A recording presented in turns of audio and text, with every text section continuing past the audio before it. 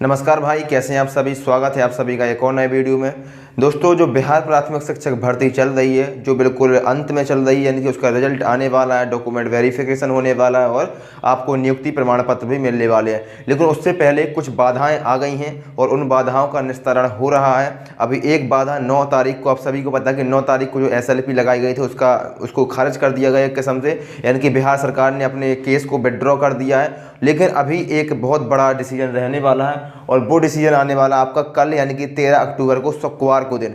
कल क्या होने वाला है, कौन कौन से मुद्दे हैं और किसने केस दायर किया है, किसके खिलाफ दायर किया, हम लोग सब कुछ इस वीडियो में डिस्कस करने वाले हैं। वीडियो को पूरा जरूर देखिएगा दोस्तों, वीडियो बहुत इन्फॉर्मेटिव होने वाला है और वीडियो आपके कम से कम 2-3 मुद्दे इसमें हैं कल के दिन के लिए। यानी कि कल का दिन बहुत ऐतिहासिक दिन होने वाला है बिहार शिक्षक भर्ती को लेकर के, और साथ ही साथ उत्तर प्रदेश के जो 69,000 के सिलेक्टेड स्टूडेंट हैं, जो BEd वाले हैं, 69,000 के जो सिलेक्टेड स्टूडेंट BEd वाले जो 3 साल से जॉब भी कर रहे हैं, उनको लेकर भी कल का दिन बहुत बड़ा ऐतिहासिक दिन होने वाला। तो हम और KVS को लेकर भी, KVS की भी बात करने वाले हैं। तो तीनों मुद्दों पर, यानी कि बिहार शिक्षक भर्ती प्लस उत्तर प्रदेश की 69,000 शिक्षक भर्ती हुई थी वो वाली, प्लस KVS के रिजल्ट और KVS में जो याचिका दायर की गई है, उन सभी तीनों मुद्दों की हम लोग इस वीडियो में डिस्कस करने वाले हैं। और कल का दिन ही तीनों के लिए, यानी कि तीनों भर्तियों के लिए बहुत बड़ा ऐतिहासिक दिन होने वाला है। अगर आप DLED वाले हैं या फिर BEd वाले भी हैं, आप लोगों के लिए बहुत इंपॉर्टेंट होने वाला वीडियो को पूरा जरूर देखिएगा दोस्तों। शुरुआत करते हैं 13 अक्टूबर। 13 अक्टूबर में आपको पहले तो आप यहाँ देख सकते हैं कि बिहार शिक्षक भर्ती, यानी कि बिहार शिक्षक भर्ती के बारे में हम डिस्कस करते हैं। बिहार शिक्षक भर्ती से संबंधित कल क्या होगा, कल क्या DLED के पक्ष में फिर से एक बार आएगा सुप्रीम कोर्ट का फैसला, या फिर आपका BEd के सपोर्ट में देखने को मिलेगा।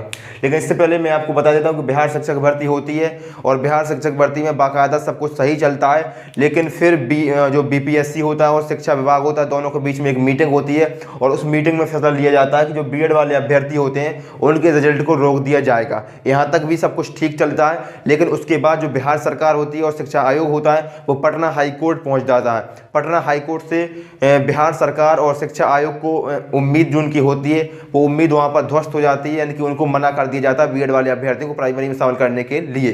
ठीक है, उसके बाद आप सभी को पता है कि जो बिहार सरकार शिक्षा आयोग के पाठक जी के नेतृत्व में जाते हैं और सुप्रीम कोर्ट में SLP दायर करते हैं, SLP भी लगाते हैं और 9 अक्टूबर को उसका फैसला भी आता है। और फैसला आप सभी के सामने है कि उस याचिका को, उस SLP को बिहार सरकार ने विड्रॉ कर दिया। अब बिहार सरकार का कोई भी मैटर यहाँ पर नहीं बचा है। जो लोग भी पूछ रहे हैं कि बिहार सरकार फिर से SLP लगाएगी, शिक्षा आयोग फिर से SLP लगाएगा, तो अब कुछ भी नहीं होगा, उस बात से आप बेफिक्र रहिए। बिहार सरकार का और शिक्षा आयोग का जो मुद्दा था, जो मैटर था, अब वो सॉल्व हो चुका है। अब बिहार सरकार का कोई भी मुद्दा यहाँ पर नहीं है। अब मुद्दा है BEd वाले अभ्यर्थियों का, यानी कि BEd वाले अभ्यर्थियों ने एक याचिका दायर की थी और उस याचिका की सुनवाई होने वाली है 13 अक्टूबर, यानी कल के दिन। अब उस याचिका में क्या है आप यहाँ पर समझिए। उस याचिका में जो केस लगाया गया है वो दीपांकर गौरव एक BEd अभ्यर्थी है, दीपांकर गौरव ने लगाया है। और किसके खिलाफ लगाया आप देख सकते हैं, स्टेट ऑफ बिहार, यानी कि बिहार सरकार को ही उन्होंने अगेंस्ट में लगाया है कि बिहार सरकार ने पहले BEd वाले अभ्यर्थियों को शामिल किया, फिर BEd वाले अभ्यर्थियों को बाहर किया। तो बिहार सरकार के अगेंस्ट ही BEd वाले अभ्यर्थियों ने केस दायर किया है, जिसकी सुनवाई 13 अक्टूबर को होने वाली है, यानी कल के दिन होने वाली है। डायरी नंबर 39/420/2023 की बात है, यानी कि कल के दिन होने वाला है। इसमें भी कौन कौन से जज शामिल होने वाले हैं यहाँ पर ध्यान दीजिए दोस्तों। इसमें 2 जजों की बेंच फैसला लेने वाली है, 2 जज की बेंच। इसके पहले जो 9 अक्टूबर को फैसला आया था उसमें भी 2 जज थे, ठीक है। और यहाँ पर 13 अक्टूबर को जो फैसला आने वाला है, जो जज यहाँ पर होने वाले हैं, फैसला देने वाले हैं, उसमें भी 2 जज की बेंच रहने वाली है। कौन कौन से जज हैं यहाँ पर बहुत इंपॉर्टेंट आपके लिए समझना होता है। यहाँ पर देखिए 2 जजों की बेंच है और पहले जज है जस्टिस SN बोपन्ना और दूसरे जज हैं MN सुंदरेश, यानी कि जस्टिस MN सुंदरेश। तो 2 जज की बेंच है, justice MS Bopanna plus justice MN Sundaresh. अब आपको ये दोनों नाम बहुत सुने हुए लग रहे होंगे, लग रहे कि नहीं लग रहे? ये दोनों नाम आपको बहुत सुने लग रहे होंगे। अब इसलिए सुने लग रहे हैं क्योंकि जो 9 अक्टूबर को फैसला आया है, जो एसएलपी के लिए सुनवाई हुई थी, इन्हीं दोनों महाशयों ने की थी और इन्हीं दोनों महाशय ने डीएलएड को प्राथमिकता दी थी, डीएलएड को सुप्रीम कोर्ट के जो फैसला होता है उसको मान्यता दी थी। तो फिर उन्हीं दोनों लोगों को फैसला सुनाना है। अब दे भाई एक बार फैसला सुना चुके हैं, एक बार एसएलपी को भी रद्द कर चुके हैं जो बिहार सरकार ने शिक्षा आयोग ने लगाई थी, तो अब भी अपने फैसले से किस प्रकार से मुकर जाएंगे? नहीं मुकर सकते ना। तो एक बार जो फैसला दे चुके हैं, फिर से उन्हीं के पास आपका जो 13 अक्टूबर का फैसला उन्हीं के द्वारा आना है। तो फिर से भाई साहब आप सभी को पता है कि डीएलएड की ही जीत होने वाली है, इसमें आप परेशान बिल्कुल भी मत होइए, ठीक है, बिल्कुल भी आपको परेशान नहीं होना है। लेकिन फिर भी एक बार देखते हैं 13 अक्टूबर को, नहीं कल के दिन क्या होता है, कोई भी अपडेट आती है मैं चैनल के माध्यम से आपको दे दूंगा, ठीक है।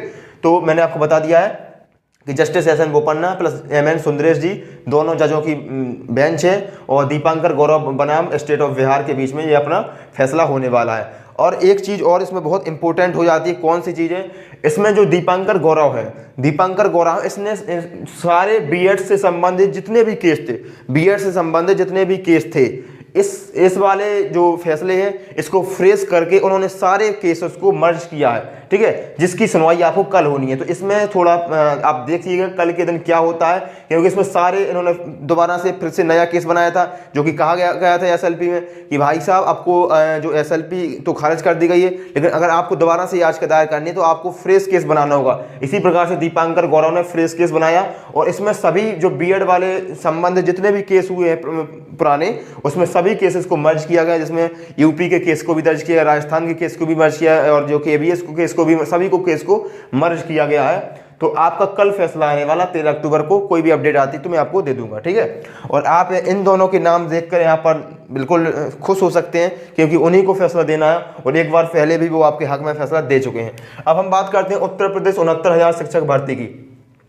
जो 69,000 शिक्षक भर्ती हुई थी 2019 में हुई थी, आप सभी को पता 19 में हुई थी, जो यूपी वाले स्टूडेंट हैं, ठीक है, यूपी वाले जो 69,000 है, इसमें बीएड वाले अभ्यर्थियों को शामिल किया गया था। जो 69,000 शिक्षक भर्ती हुई थी इसमें बीएड वाले अभ्यर्थियों को शामिल किया गया था, ठीक है। अब उन्हीं बीएड वाले अभ्यर्थियों के लिए इनके खिलाफ एक केस दायर किया गया है। और केस किसने दायर किया है? तो गुड्डू सिंह ने केस दायर किया, किसके खिलाफ? तो स्टेट ऑफ यूपी यानी कि यूपी सरकार को इन्होंने अगेंस्ट में केस दायर किया है गुड्डू सिंह ने, ठीक है। तो अब इसकी जो सुनवाई होने वाली है वो जस्टिस अनिरुद्ध बोस की बेंच पर होने वाली है। जस्टिस अनिरुद्ध बोस, इनका नाम भी आपको बहुत सुना लग रहा होगा। किस प्रकार से सुना लग रहा होगा? क्योंकि जो 11 अगस्त का फैसला आया था, 11 अगस्त 2023 का जो माननीय सुप्रीम कोर्ट का फैसला आया था, और जिस फैसले में उन्होंने कहा गया था कि प्राथमिक में सिर्फ डीएलएड वाले अभ्यर्थियों को शामिल किया जाएगा, बीएड वाले अभ्यर्थियों को नहीं, इन्हीं महाशय ने वो फैसला दिया था। और उन्हीं के पास जो 69,000 शिक्षक भर्ती वाला आपका कल सुनवाई होने वाली है। तो देखते हैं अब यहाँ पर क्या परिवर्तन होता है, क्योंकि यहाँ पर देखो जो बीएड वाले अभ्यर्थी है जो 3 साल से जॉब भी कर रहे हैं, उनका केस बिल्कुल कमजोर मुझे लग रहा है, क्योंकि उनके पास कोई ऐसे ऑथेंटिक ज़्यादा चीज़ नहीं है, ज़्यादा कोई फैक्ट नहीं है, तो केस उनका बहुत कमजोर है। लेकिन उनके पक्ष में सिर्फ एक ही चीज़ है कि उन्होंने 3 साल तक जॉब की है, 3 साल तक जॉब की है, यही एक उनके पास एक मतलब कहने को है कि हमने 3 साल जॉब की है। लेकिन इसके अलावा कोई भी ऐसा कोई प्रूफ या कोई भी फैक्ट उनके पास नहीं है कि इस केस को मजबूत बनाया जा सके। तो जस्टिस अनिरुद्ध बोस की बेंच पर सुनवाई होने वाली, कल के दिन देखते हैं क्या फैसला आता है। बस मेरी तो यही उम्मीद है कि जो लोग किसी के भी मतलब घर ना उजड़े यार, जो भी आपको लगे हुए हैं, तो उनके सपोर्ट में फैसला आए। अब देखते हैं क्या होता है। जस्टिस अनिरुद्ध बोस की बेंच पर सुनवाई होने वाली है, ठीक है। तो 2 फैसले मैंने बता दिए आपको, बिहार का हो गया, दूसरा हुआ यूपी का हो गया। अब एक और फैसला है जो केवीएस से रिलेटेड है। केवीएस को आप सभी को पता है, केवीएस पीआरटी का एग्जाम होता है, उसका अभी तक रिजल्ट जारी नहीं किया गया है, रिजल्ट पर रोक लगी है कहीं ना कहीं। और उसमें भी बहुत बड़ा फैसला यही है कि इस वजह से रोक लगी है कि बीएड बनाम बीटीसी की वजह से ही रोक आप कह सकते हैं। लेकिन अब मुझे नहीं लगता कि रोक लगनी चाहिए, क्योंकि बीएड बनाम बीटीसी का फैसला कई बार आ चुका है। सुप्रीम कोर्ट 11 अगस्त को ऑलरेडी अपना फैसला दे चुकी है, इसके बाद भी केवीएस का रिजल्ट अभी तक जारी नहीं किया गया है। अब इसमें देखते हैं कि क्या होता है, ठीक है। केवीएस रिजल्ट को लेकर, जो केवीएस में बीएड रिजल्ट को लेकर, केवीएस में बीएड के रिजल्ट पर रोक लगी थी, तो बीएड के रिजल्ट को लेकर एक आईए दायर किया गया है। और किसने किया? तो शैलेंद्र सोलंकी जी ने आईए दायर किया है। केवीएस में बीएड के सपोर्ट में कि बीएड का रिजल्ट भी जारी किया जाए। अब आप देख सकते हैं कि बीएड के लिए शैलेंद्र सोलंकी ने अपना फाइल दायर की है, तो इसमें सीधा सा इनका एक ही उद्देश्य है कि बीएड के रिजल्ट को फंसा दिया जाए, क्योंकि केवीएस के रिजल्ट को फंसा दिया जाए, यही उद्देश्य हो सकता है। क्योंकि देखो बीएड का रिजल्ट तो जारी नहीं किया जाएगा केवीएस के द्वारा, केवीएस पीआरटी में। तो अब देखते हैं क्या होता है। तो 3 कल फैसले आ रहे हैं बिहार सरकार का, जो जिसका आप सभी इंतजार कर रहे हैं, बिहार शिक्षक भर्ती वाले लोग, आप सभी का। मुझे उम्मीद है कि आपके सपोर्ट में ही फैसला आने वाला है। एक बार पहले भी 9 अक्टूबर को आ चुका है, उसके पहले 28 को आया था, पटना हाई कोर्ट के द्वारा आया था, उसके पहले 11 अगस्त को भी आपके सपोर्ट में आया था। तो भाई आप निसंचित रहिए, आपके सपोर्ट में ही फैसला आने वाला है। कल हम देखते हैं क्या होता है, किसी भी अपडेट आती तो मैं आपको दे ही दूंगा।